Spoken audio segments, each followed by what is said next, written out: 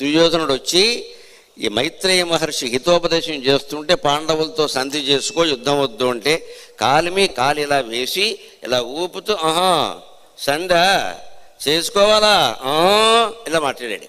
వెంటనే ఆయన కోపం వచ్చి తొడూపుతున్నావా? ఒక ఋషి ప్రవచనం చెబుతుంటే మంచి మాటలు చెబుతుంటే తొడూపుతూ కూర్చుంటావా నిర్లక్ష్యంగా? ఆ తొడ మీదే కొడతాడు భీముడు, చస్తావు పో అన్నాడు. ఆయన మాట నిజమైంది, అంతే లెక్క ధర్మ సూక్ష్మం అంటే. అందుకే తిక్కన గారు దాన్ని గమనించి చాలా లౌక్యంగా పవిప్రకతింబడు అద్రిచాట్పునన్ అని రాశాడు.